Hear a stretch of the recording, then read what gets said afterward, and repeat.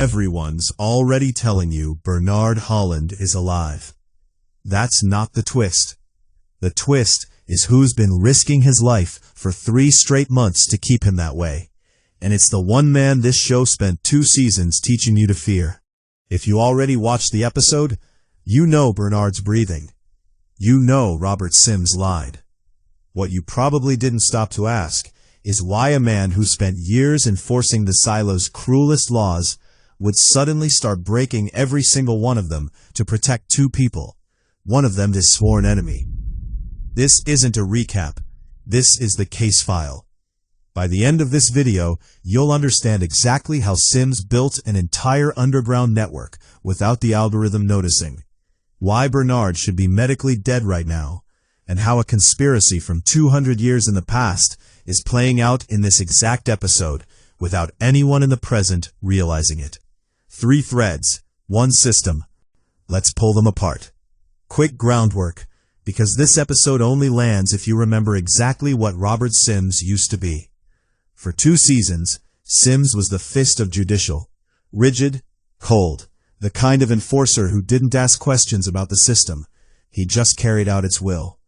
That mattered because his wife, Camille, now answers directly to the algorithm, the voice inside the vault that everyone treats as the silo's ultimate authority.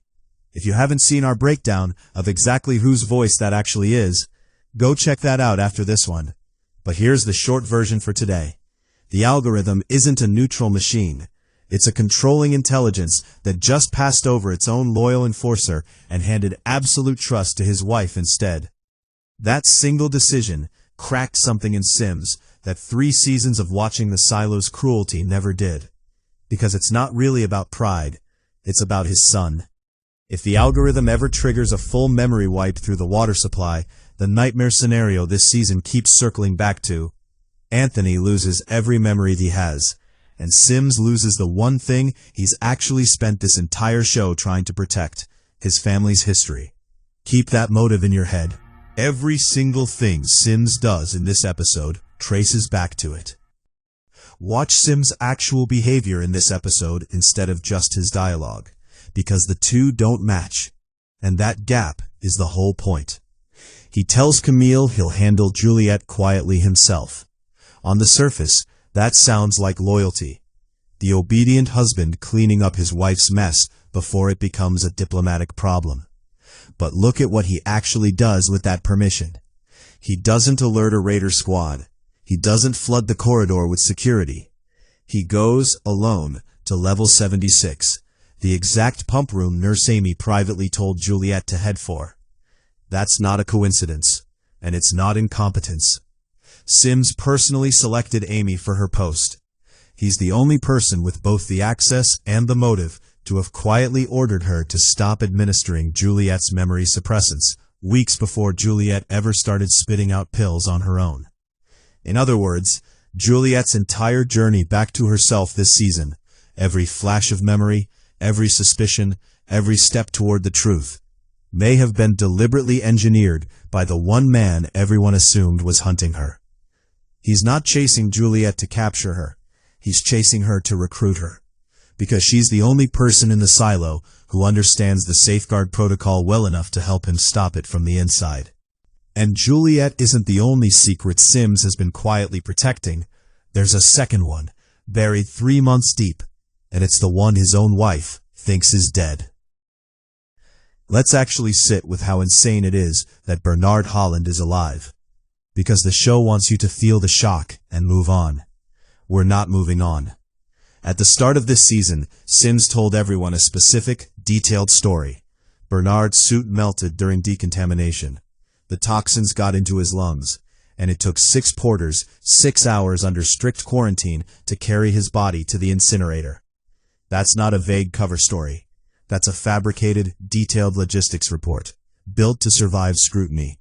And it was a complete lie. Here's the part that should actually bother you. Surviving that airlock fire without a thermal suit shouldn't be medically possible.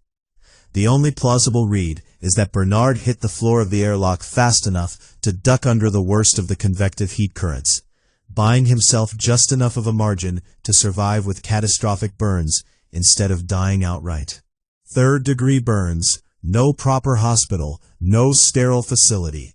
And yet 3 months later, he's conscious, coherent, and healing. That doesn't happen without sustained, expert medical intervention. Someone has been managing infection risk, changing dressings, sourcing antibiotics for over 90 days, inside a silo where every item in inventory is supposedly tracked. One man alone doesn't pull that off, which means Sims wasn't improvising. He built a system. Follow the physical evidence and the conspiracy widens fast. The barrier sealing off the digger void, the one built by Martha Walker herself, isn't actually sealed. It's disguise. A no-access sign hiding a working bypass, deliberately left usable by the one person who built it in the first place. That's not an oversight from a legendary engineer. That's Martha Walker choosing, on purpose, to leave a door open for someone. Then there's Carla McLean, missing from her post in supply at the exact moment specialized medical resources start disappearing from central inventory without triggering a single flag. Supply logistics don't just vanish quietly. Someone with real authority inside that department has to be actively covering the gaps. Put those 3 names together, Sims, Walker, Carla, and you're not looking at one man hiding a secret. You're looking at a functioning underground resistance cell, operating for months, right under an AI that supposedly monitors the entire silo, which raises the uncomfortable question this episode is actually asking. If the algorithm is watching everything, how did it miss this? We'll come back to that. First, we need to cross 200 years and 1 ocean of time, because the exact same question is being asked in Washington, D.C. in a completely different body by a completely different government. Because the drug being used on Charlotte Keene in the before times isn't a coincidence. It's the prototype. Here's where the dual timeline stops feeling like 2 separate shows and starts feeling like one long confession. In the past, Daniel Keene and the journalist Helen are getting closer to the truth about his sister Charlotte's doomed flight over Iran, and closer to exposing a black nanite weapon the government desperately wants buried. When a government fixer named Henry finally corners them, his leverage isn't violence, it's medical. He threatens to cut off Charlotte's federal clinical care, the same specialized facility currently pumping her full of memory-suppressing drugs to erase what she saw in that cloud. Say that back to yourself slowly. 200 years apart, 2 completely different governments, 2 completely different crises, and the exact same tool. Chemically erase what a person witnessed, and you don't have to argue with the truth. You just delete it. Henry isn't a random side character shaking down a congressman. He's the same institutional playbook that eventually becomes the algorithm, wearing a cheaper suit and doing his dirty work with a phone call instead of a water supply. That's the real horror of this episode's structure. It's not warning you that history might repeat itself. It's showing you the exact moment the repetition started. A government fixer in a D.C. apartment building, brick by brick, the same machine that will eventually bury 50 silos underground and call it survival. So back to that question. If the algorithm sees everything, how does an entire sanctuary network survive undetected for 3 months, right under its cameras? The answer is that sees everything was never actually true. It's just the story the silo needed everyone to believe. Deep mechanical corridors, disused pump rooms, the sealed digger void. These are physical gaps in coverage, zones where wiring was never installed, or was quietly cut by resistance movements that came before Sims was even born. More importantly, the algorithm doesn't act on its own. It depends entirely on human hands to execute anything. Camille's hands specifically. Every order has to travel through a person before it becomes reality. And every person is a potential point of failure, delay, or quiet sabotage. That's exactly the scene Sims has been operating inside for months. Not by beating the system in some dramatic confrontation, but by understanding better than almost anyone else in the silo precisely where its authority runs out of wire. The most dangerous man in Silo 18 right now isn't the one giving the orders from the vault. It's the one quiet enough to work in the gaps the vault can't reach. So here's what episode 4 is actually telling you. underneath the shock of a man coming back from the dead.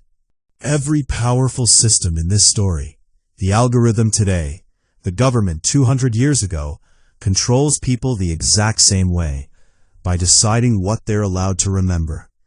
And every act of resistance we've seen so far, from Sims to Walker to Daniel Keene, comes down to the same desperate goal: protecting someone's memory before it can be erased.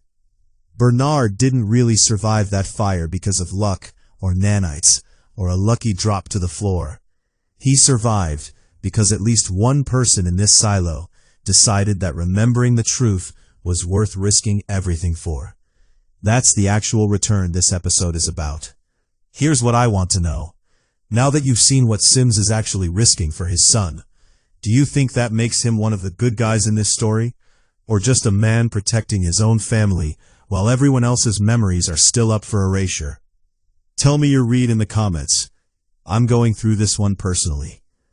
And if you want to know exactly whose voice is really speaking through that algorithm, I broke the whole thing down in our last Silo video. Links right here. If you're more in the mood for dragons than AI, we've also got 2 takes on the exact same House of the Dragon episode waiting for you. Pick your obsession. We've got you covered either way.